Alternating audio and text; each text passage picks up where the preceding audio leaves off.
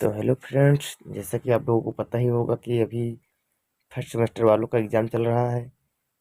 तो मैं आप लोगों के लिए 2023 का ही क्वेश्चन पेपर प्राचीन इतिहास का लेकर आया हूँ, जो 2023 का ही है।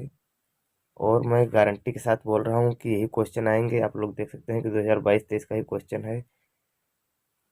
तो अगर आपने इससे पहले राजनीति शास्त्र, इतिहास, शिक्षा शास्त्र और भूगोल और समाज शास्त्र के क्वेश्चन पेपर नहीं देखा है तो आप लोग उसे चेक कर सकते हैं।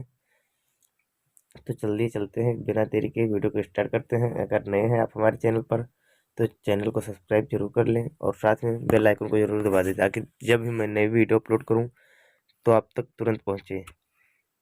तो और आप हमारे पहले के वीडियो देखना चाहते हैं तो डिस्क्रिप्शन में लिंक है, आप लोग वहां से सभी के क्वेश्चन पेपर, मॉडल पेपर देख सकते हैं। तो चलिए बिना देरी के वीडियो को स्टार्ट करते हैं। तो चलिए, पहले की तरह आ चुके हैं हम फिर से एक नई वीडियो में। तो देखिए, हमारी जो पेपर कोड है, इसका पेपर कोड है एनिशिएंट हिस्ट्री का। यह है 5001। BA फर्स्ट सेमेस्टर वालों के लिए है क्वेश्चन। जो क्वेश्चन मैं बताने जा रहा हूँ बहुत इंपॉर्टेंट क्वेश्चन है। 2022-23 देख लीजिए, अभी इसी ईयर का है। ये सिद्धार्थ विश्वविद्यालय का है। तो चलिए देखते हैं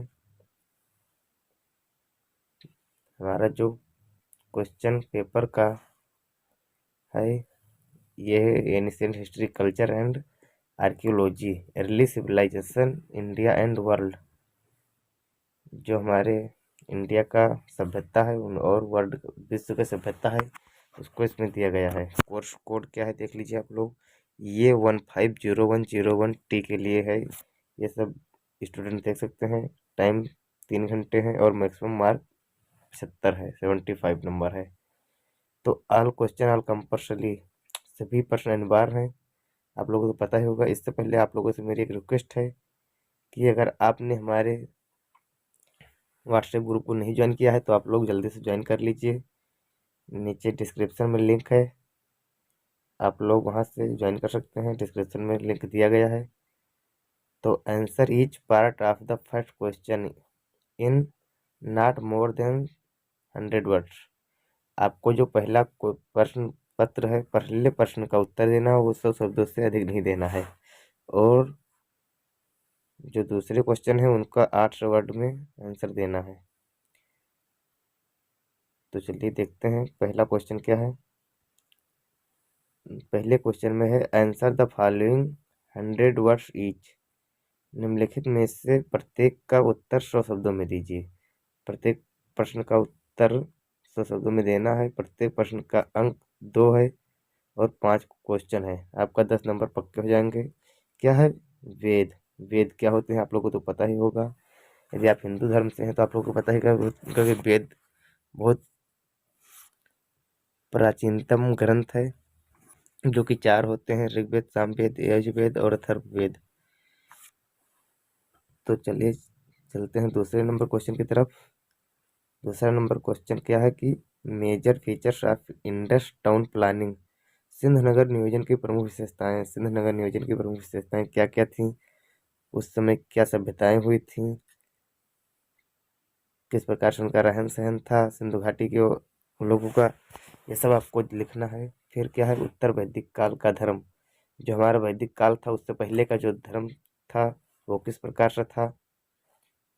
फिर अगला क्वेश्चन है सुमेरियन की सभ्यता। सुमेरियन की सभ्यता किस प्रकार से हुई थी, उसके बारे में लिखना है। 100 वर्ड में लिखना है, ज़्यादा नहीं लिखना है।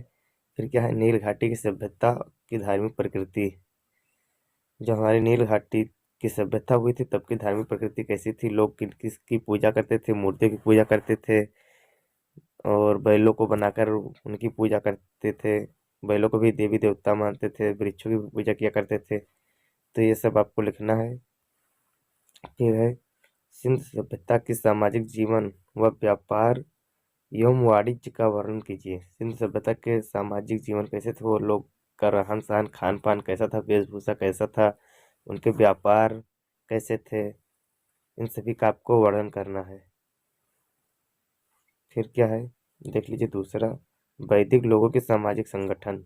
जो वैदिक लोग थे, मतलब जो वेद परंपरा के आधार पर थे, उनका सामाजिक संगठन कैसे था, उनका सामाजिक संगठन, आर्थिक जीवन, उनका जीवन कैसा था, आर्थिक जीवन को इसमें विस्थापित करना है कि उनका आर्थिक जीवन कैसे था। तो आर्थिक जीवन में आपको देखना है, लिखना है कि उनका व्यापार कैसे था और लोग जीवन यापन कैसे करते थे, इत्यादि का वर्णन करना है।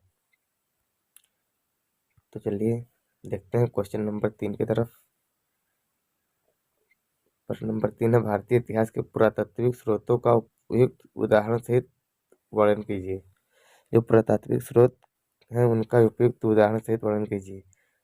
तो जो अभिलेख थे और पुरातत्व विद्वानों के अनुसार जीवाश्म थे, बहुत से इससे पुरातात्विक स्रोत हैं जिन जो मिलते हैं। तो चलिए देखते हैं।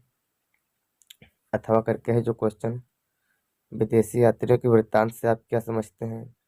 तो बहुत सिंपल सा क्वेश्चन है कि विदेशी यात्री थे, वो अपने यात्रा के दौरान जहाँ जहाँ पर जाते थे उनकी घटनाओं का चित्रण करते थे। कम से कम 3 विदेशी यात्रियों के वृत्तांतों की व्याख्या कीजिए। तो चीनी यात्री Fahien, Hiuen Tsang, Marco Polo, Vasco D gamma, बहुत से ऐसे विदेशी यात्री थे जिनकी आप व्याख्या कर सकते हैं। तो चलिए देखते हैं नेक्स्ट क्वेश्चन। नेक्स्ट क्वेश्चन है, मेसोपोटामिया के उद्भव और सामाजिक स्थिति की विस्तार से वर्णन कीजिए। तो मेसोपोटामिया के उद्भव और सामाजिक स्थिति की विस्तार से वर्णन करो। मेसोपोटामिया की सभ्यता क्या थी, उसका उद्भव कैसे हुआ, उसकी सामाजिक स्थिति क्या थी, वहाँ के लोगों की स्थिति कैसी थी, वो लोग उच्च स्तर के जीवन यापन करते थे या निम्न स्तर के जीवन यापन करते थे, उसका वर्णन करना है।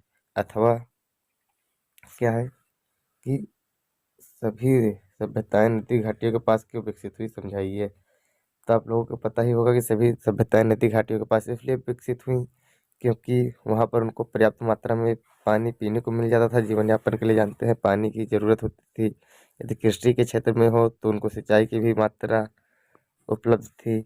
यदि आने जाने का हो, आवागमन का, तो नदियों के सहारे आया जाया करते थे और उनसे उनका व्यापार भी बढ़ने लगा था। इसीलिए अधिकतर जो सभ्यताएं थे नदियों के पास ही विकसित हुई थी।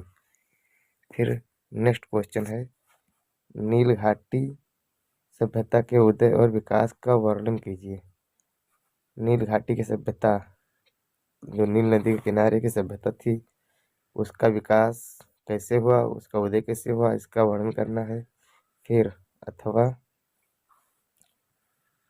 अथवा करके है, क्या चीनी सभ्यता की प्रमुख विशेषताओं का वर्णन